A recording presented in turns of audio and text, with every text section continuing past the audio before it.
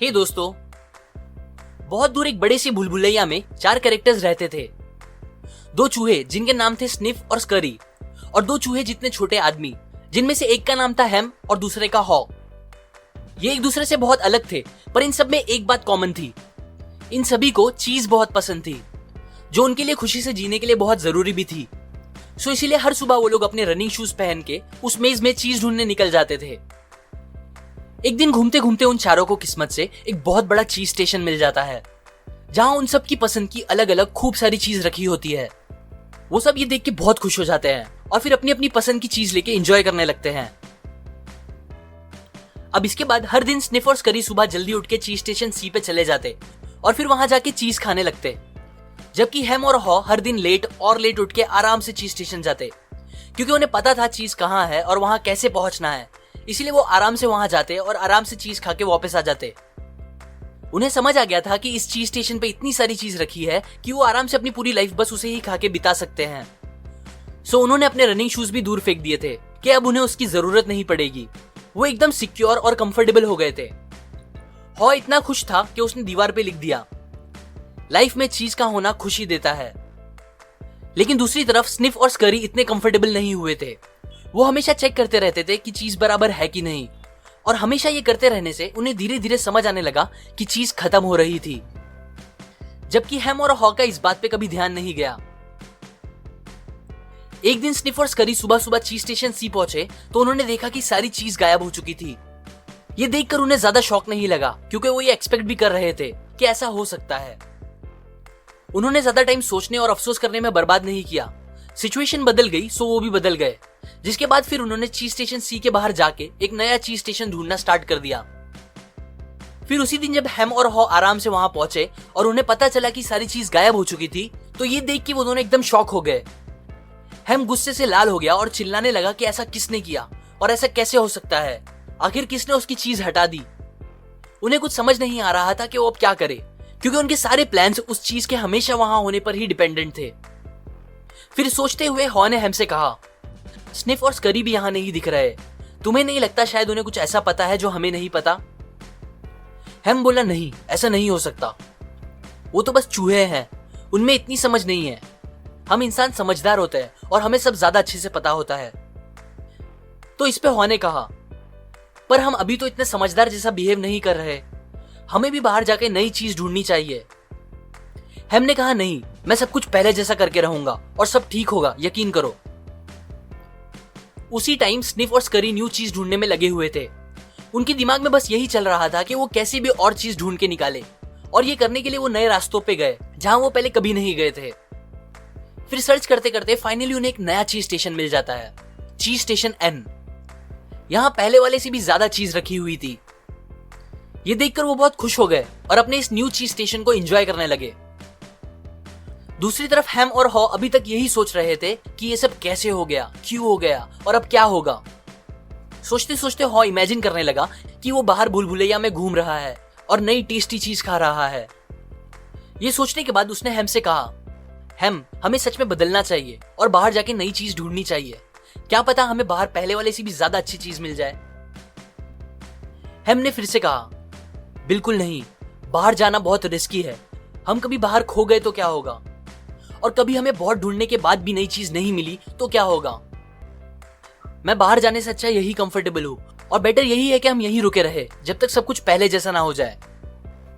ये बातें सुन के वो शांत हो गया और सोचने लगा कि हाँ, हैम सही कह रहा है, और फिर वो दोनों खाली पेट घर वापस चले गए। इसके बाद हर दिन वो दोनों घर से चीज स्टेशन सी जाते और बस यही उम्मीद करते कि आज तो एटलीस्ट उनकी चीज वापस आ गई हो। पर जब ऐसा नहीं होता तो फिर वो मेहनत करने लगते। वो गड्ढा खोदने लगते कि कहीं उन्हें चीज जमीन के नीचे दबी हुई ना मिल जाए, लेकिन ऐसा भी कभी नहीं होता।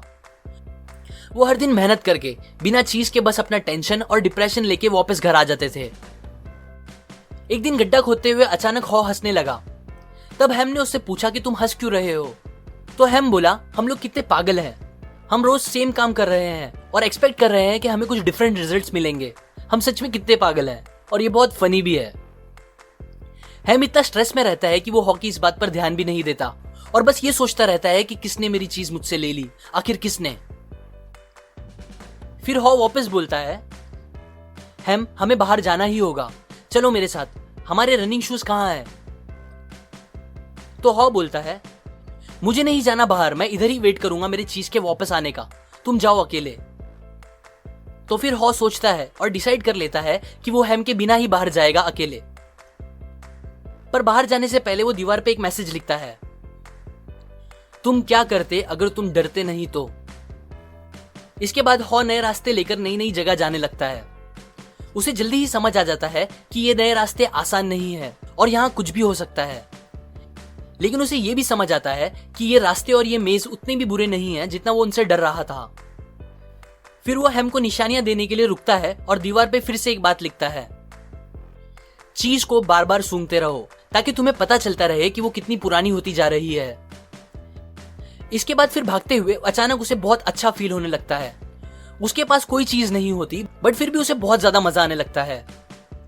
तब वो वापस एक बात लिखता है दीवार पे, जब तुम डरना बंद कर दोगे तो तुम्हें बहुत अच्छा लगने लगेगा, जितना पहले कभी नहीं लगा होगा। देन थोड़ा और भागने के बाद उसे एक नया स्टेशन मिलता है, चीज स्टेशन ई। वो ये देख के बहुत खुश हो जाता है, लेकिन जैसे ही वो अंदर जाता है उसे वो खाली मिलता है। वहां उसे बस थोड़ी बहुत बची हुई चीज मिलती है।